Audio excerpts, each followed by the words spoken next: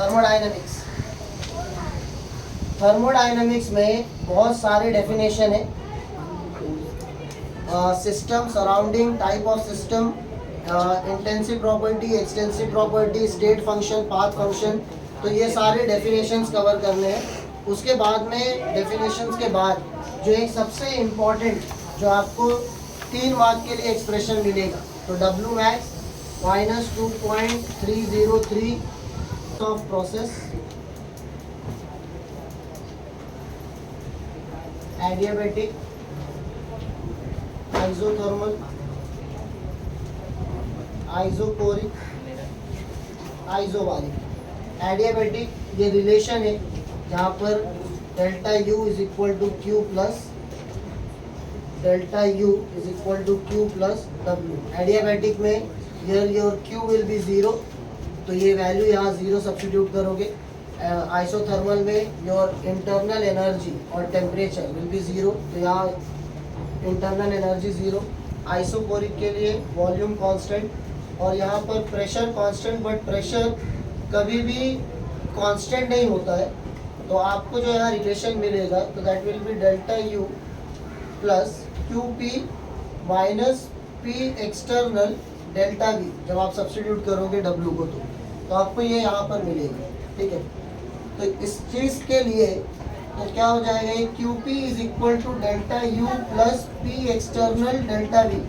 अब ये इंपॉर्टेंट है रिलेशन, क्योंकि ये फर्स्ट लॉ ऑफ थर्मोडायनामिक का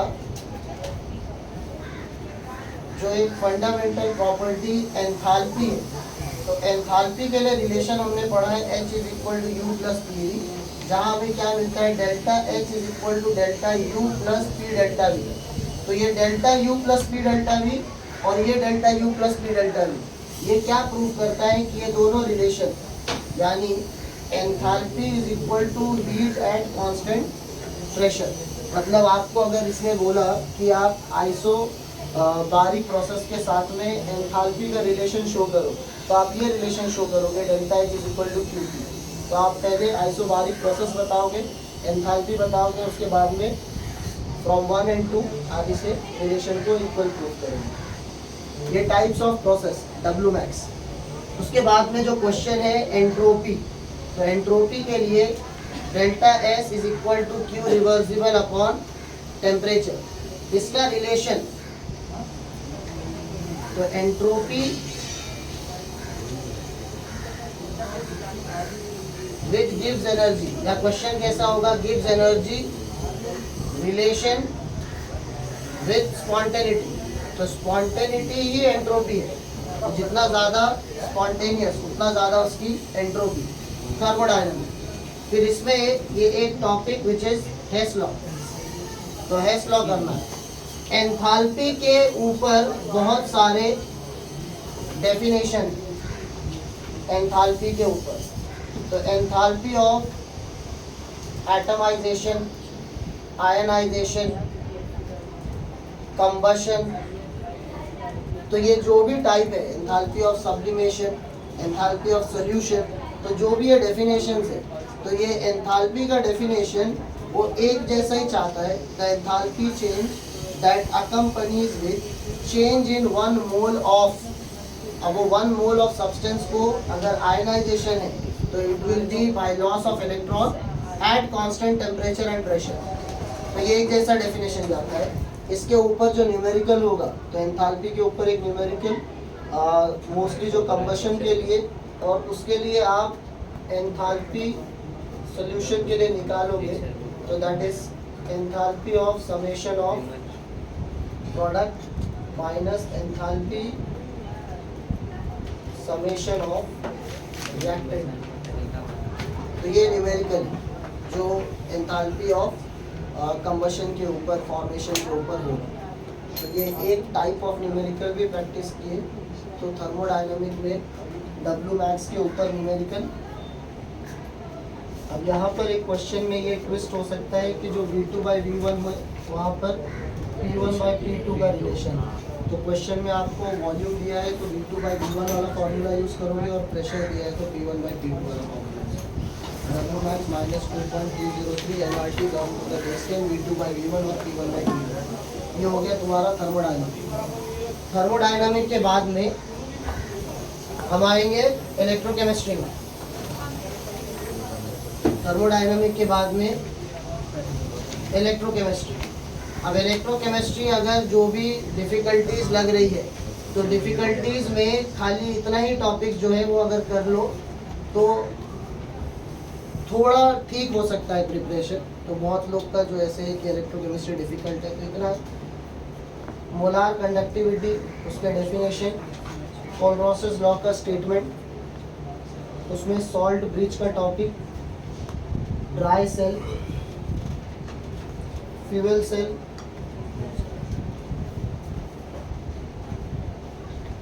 नॉन्स्ट इक्वेशन और स्टैंडर्ड हाइड्रोजन इलेक्ट्रॉन। तो अगर इतना टॉपिक कर लेते हो तो ठीक है।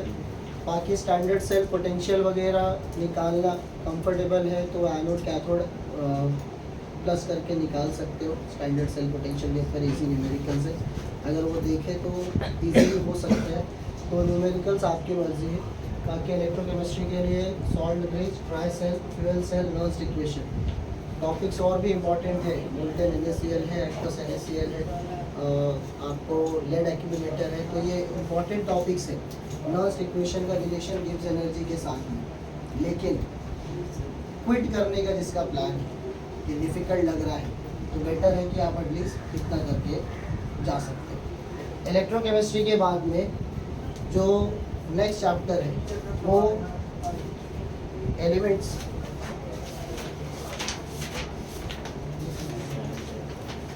Chemical kinetics. तो केमिकल काइनेटिक्स में जो क्वेश्चंस करने हैं तो वेरी ऑब्वियस, फर्स्ट ऑर्डर उसका half life,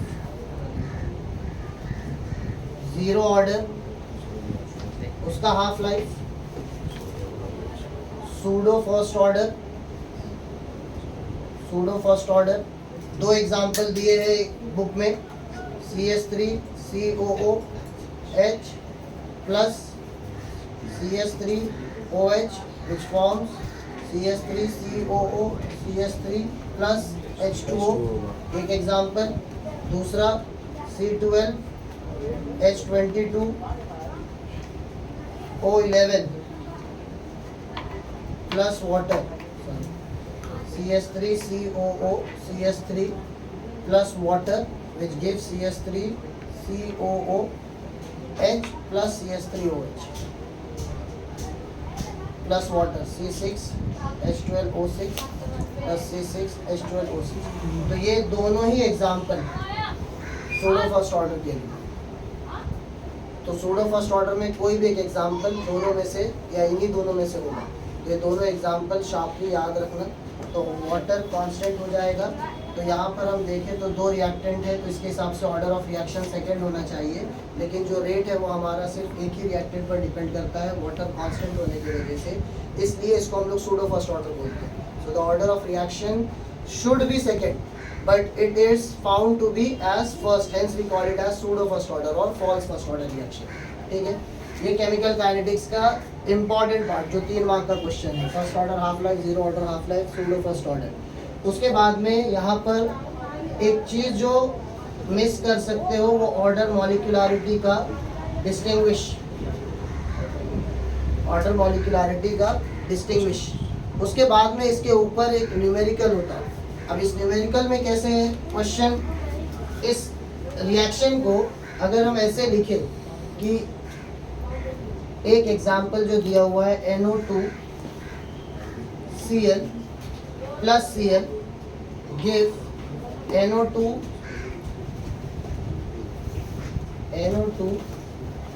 plus Cl2 gives NO2Cl, NO2Cl plus Cl gives NO2Cl2 for example.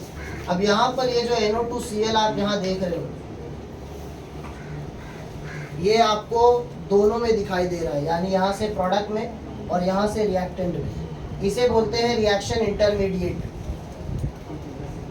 तो इक्वेशन कैसा है वो इम्पोर्टेंट नहीं है, 3 मार्क के लिए ऐसे क्वेश्चन भी पूछ सकता है कि जो रिएक्शन दिया है उसमें रिएक्शन इंटरमीडिएट क्या है। तो रिएक्शन इंटरमीडिएट क्या होता है, जो प्रोडक्ट में और रिएक्टेंट में दोनों में दिखाई दे। उसके बाद में आपको बोलेगा कि इसका ओवरऑल रिएक्शन लिखो। तो ओवरऑल रिएक्शन क्या होगा कि NO2 plus Cl2 gives NO2Cl2। तो ओवरऑल रिएक्शन अगर बैलेंस करना पड़ा तो बैलेंसिंग करना है, बैलेंस करने की ज़रूरत नहीं है। NO2 Cl2 तो एज इट इज़ लिखना है। ये तुम्हारा हो गया ओवरऑल रिएक्शन। अब अगर पूछता है कि बताओ दोनों रिएक्शन में, दोनों स्टेप में मॉलिक्यूलरिटी क्या है, दोनों स्टेप में मॉलिक्यूलरिटी क्या है। तो मॉलिक्यूलरिटी मतलब कितने नंबर ऑफ मॉलिक्यूल्स प्रेजेंट है रिएक्टेंट में। तो NO2 एक मॉलिक्यूल, Cl एक मॉलिक्यूल। तो दोनों रिएक्शन पहले इक्वेशन में एक एक मॉलिक्यूल है, यानी ये बाय मॉलिक्यूलर है। दूसरे स्टेप में देखो तो ये भी एक मॉलिक्यूल NO2Cl और ये भी एक मॉलिक्यूल, तो ये भी बाय मॉलिक्यूलर है। अगर आपको नीचे कहीं एक ही दिखाई दिया तो आप लिखोगे first step is by molecular, second step is unimolecular. अगर आपको इधर कोई नंबर दिखाई देता है, यानी अगर मैंने बोला A प्लस B, तो ये एक एक मॉलिक्यूल, दो मॉलिक्यूल। और अगर उसने डायरेक्ट लिखा 2A, तो 2A भी क्या हो जाएगा, बाय मॉलिक्यूलर। ठीक है। अब अगर मैंने ऐसे कुछ क्वेश्चन दिया कि A plus B forms AB and AB forms C plus D for example. अब यहाँ पर पहला स्टेप में दो मॉलिक्यूल है A और B, ये बाय मॉलिक्यूलर हुआ। दूसरे स्टेप में एक ही मॉलिक्यूल है AB का, एक मॉलिक्यूल, तो ये यूनिमॉलिक्यूलर हुआ।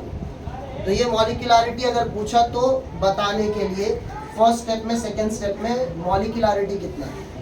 पहला स्टेप जो होता है, पहला स्टेप स्लोवेस्ट है। पहला स्टेप क्या है, स्लोवेस्ट। इसी को रेट डिटरमाइनिंग स्टेप बोलते हैं। तो 4-5 क्वेश्चन इस न्यूमेरिकल के ऊपर आ सकता है जो इजी न्यूमेरिकल है। उसके बाद में आपको इसमें अरेनियस इक्वेशन, कॉन्स्टेंट की टेम्परेचर है, ये एक्टिवेशन एनर्जी है, और ए जो है वो, ए जो है यहाँ पर वो एक्सपोनेंशियल फैक्टर है, प्री एक्सपोनेंशियल फैक्टर। तो ए के लिए प्री एक्सपोनेंशियल फैक्टर,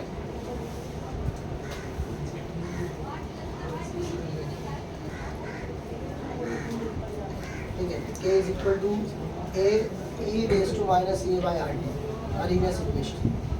ठीक है, ये टाइप ऑफ क्वेश्चन 3 मार्क्स के लिए केमिकल काइनेटिक्स में।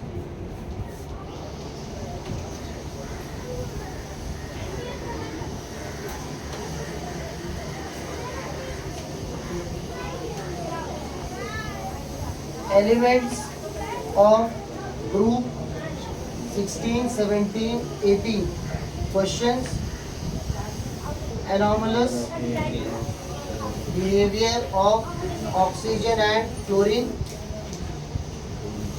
उसके बाद में इसके कुछ केमिकल ट्रेंड्स जो एटॉमिक रेडार के ऊपर।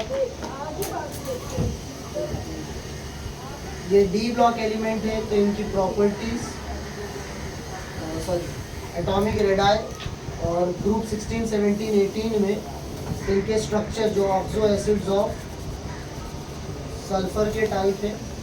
और ये जो स्ट्रक्चर्स दिए हुए आपको XeF2, XeF4, XeO4, XeOF4। अब यहाँ पर Xe एक इनर्ट गैस एलिमेंट है, इसके आउटर मोस्ट इलेक्ट्रॉन में आपको 8 इलेक्ट्रॉन मिलेंगे। तो XeF4 जो है F का वैलेंसी -1 है, तो 8 में से 4 इलेक्ट्रॉन F के साथ में शेयर होगा। तो ये स्ट्रक्चर क्या हो जाएगा, XeF4। तो 4 इलेक्ट्रॉन शेयर किए, और कितने बच गए, अभी 4 इलेक्ट्रॉन और बच गए। तो यहाँ पर ये 2 इलेक्ट्रॉन, तो यहाँ पर ये 2 इलेक्ट्रॉन, ये इसका स्ट्रक्चर हो जाएगा। अगर आप XeF2, तो ये XeF2 जिसमें आपको 6 इलेक्ट्रॉन बच गए, तो 2, 2, 4, 2, 6, ये 6 इलेक्ट्रॉन और ये 2 इलेक्ट्रॉन, तो XeF2। उसके बाद में आपको यहाँ पर जो XeO4, तो O का वैलेंसी -2, O का वैलेंसी -2 है, तो Xe के लिए 2 इलेक्ट्रॉन, एक O 2 इलेक्ट्रॉन, तो ये 4 हो गए, 6 और 8। अगर ये स्ट्रक्चर XeOF4 है तो ऑक्सीजन -2 F -1, तो यहाँ से 4 फ्लोरीन यानी एक 4 फ्लोरीन ने, तो ये 4 इलेक्ट्रॉन हो गए। ऑक्सीजन 2 लेगा, अब आपके पास बच गए 1 2 3 4 और 6, 2 इलेक्ट्रॉन आपके पास बच गए। तो ये स्ट्रक्चर इजी है, कोई इतना डिफिकल्ट नहीं है, तो एग्जाम में इसके लिए ये ऐसे ड्रॉ कर सकते हो, प्रैक्टिस कर सकते हो। जो कॉन्सेप्ट इंटर हैलोजन कंपाउंड्स का है, तो इंटर हैलोजन कंपाउंड्स का कॉन्सेप्ट क्वेश्चन इंपॉर्टेंट है यहाँ पर। फिर कुछ क्वेश्चन जो है वो टेक्स्ट बैक से है, एक्सरसाइज से। क्वेश्चन सेकंड का क्वेश्चन नंबर 2 टेक्स्ट बैक 12 जो match the complete the following है, 13 जो मैच द कॉलम है, और 14 उसके बाद में कुछ क्वेश्चन जो रीजनिंग है। क्वेश्चन नंबर 3 का सेकंड,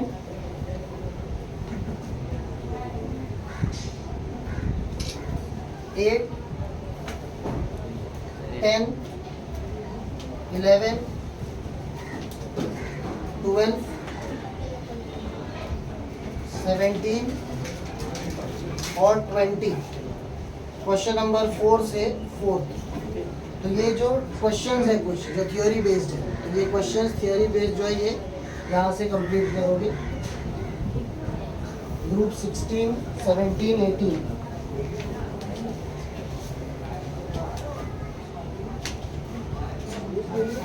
चैप्टर 8 ट्रांजिशन और इनर ट्रांजिशन एलिमेंट।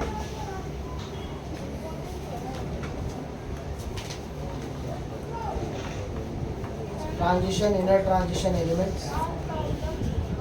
यहाँ पर ट्रांजिशन इनर ट्रांजिशन में आपको properties of D block element, दोनों physical chemical,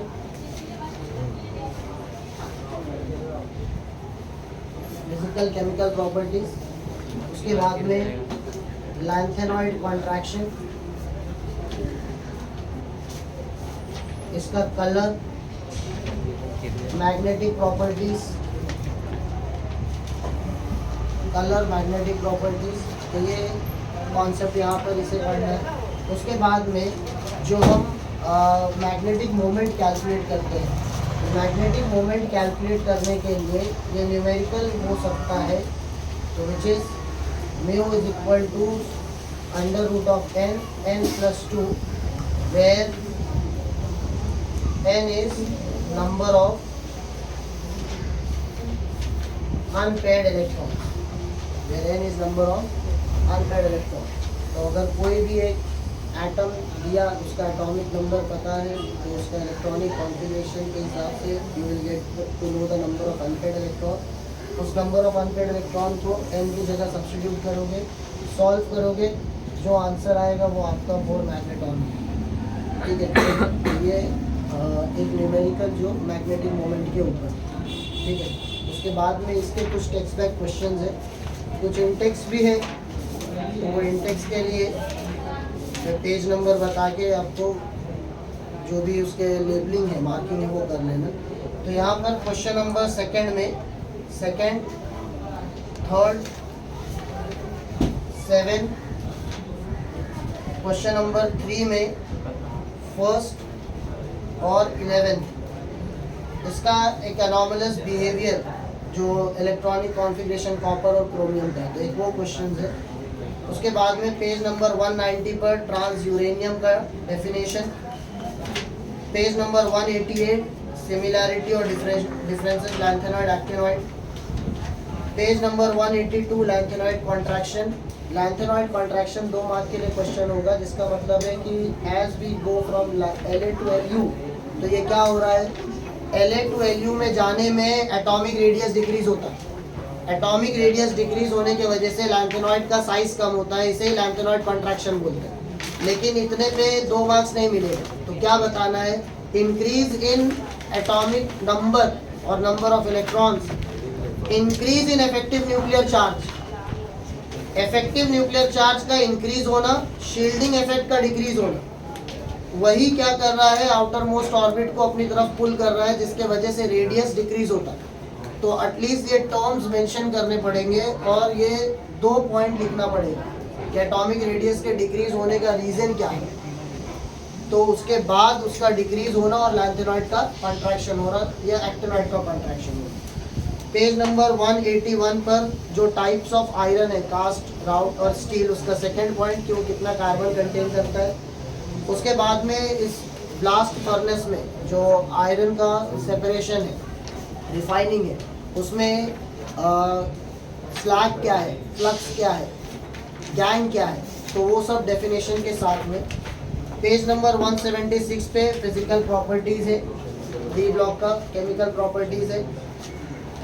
D block elements are used as catalyst, वो एग्जांपल्स के साथ में एटलीस्ट 2 रिएक्शन जिसमें कैटलिस्ट एज कैटलिस्ट यूज हो रहा है वो बताना है। पेज 177 पर मिनरल और पायरोमेटलर्जी, हाइड्रोमेटलर्जी, इलेक्ट्रोमेटलर्जी, आयरन के जो मिनरल के फॉर्म है, हेमेटाइट उसका फॉर्मूला, कॉपर चाल्कोपाइराइट उसका फॉर्मूला, जिंक ब्लेंड ZnS उसका फॉर्मूला।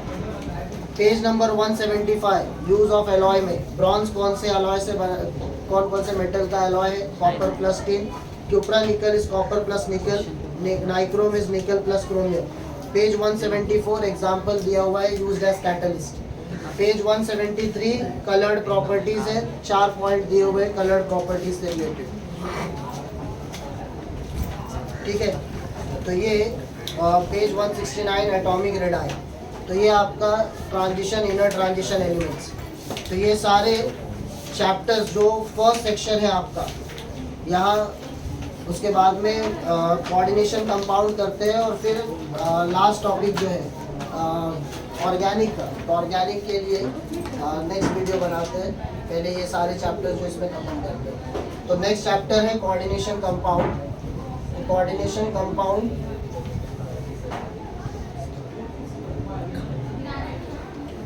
कोऑर्डिनेशन कंपाउंड के लिए जो इम्पोर्टेंट क्वेश्चन है, तो इसके डेफिनेशन, लिगेंड, लिगेंड के type, ligand and its types, उसके बाद में complexes and it's type, complexes और उसके टाइप। उसके बाद में जो मोस्ट इम्पॉर्टेंट है वीबीटी। वीबीटी आपको क्वेश्चन मिलेगा ही मिलेगा, वीबीटी, जिसमें आपको सिर्फ क्या बताना है, हाइब्रिडाइजेशन, उसका magnetic property, magnetic nature, magnetic behaviour, अगर एक भी अनपेड इलेक्ट्रॉन नहीं है तो डायमैग्नेटिक, और अनपेड इलेक्ट्रॉन है तो पैरामैग्नेटिक।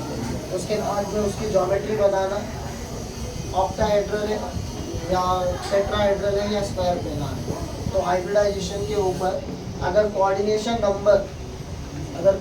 नंबर 6 है तो ज्योमेट्री ऑक्टाहेड्रल है दोनों केसेस में। हाइब्रिडाइजेशन चाहे D2sp3 हो या sp3d2, लेकिन कोऑर्डिनेशन नंबर अगर 4 है तो ज्योमेट्री यहाँ पर अगर dsp2 है तो ये बनेगा स्क्वायर प्लेनार, और अगर sp3 है तो ये बनेगा आपका टेट्राहेड्रल। ये डिपेंड करता है टाइप ऑफ लिगेंड कौन सा है कॉम्प्लेक्स में, स्ट्रॉन्ग फील्ड लिगेंड है या वीक फील्ड लिगेंड है, लो स्पिन कॉम्प्लेक्स है या हाई स्पिन कॉम्प्लेक्स है। तो ये आपको वीबीटी के ऊपर क्वेश्चन फिक्स, एक 3 मार्क का क्वेश्चन यहाँ है। ज्योमेट्रिकल आइसोमर्स, ज्योमेट्रिकल आइसोमेरिज्म, सिस और ट्रांस, आईयूपीएसी में जो नाम दिए हुए हैं तो उस नाम के साथ में मेटल के बाद ऑक्सीडेशन नंबर लिखना होता है। कभी भी ये ध्यान रखो कि अगर ये कॉम्प्लेक्स है, इसके ऊपर 2- लिखा है तो ये ऑक्सीडेशन नंबर नहीं है मेटल का, ये मेटल का ऑक्सीडेशन नंबर नहीं है। जैसे कि एग्जाम्पल के लिए अगर हमने MnCl6 2- तो आपको अगर लिखना है इसका नाम, ये hexa chloro manganese, manganate, hexa chloro manganate तो यहाँ पर आपको इसका ऑक्सीडेशन नंबर लिखना है मेटल का, मैंगनीज का।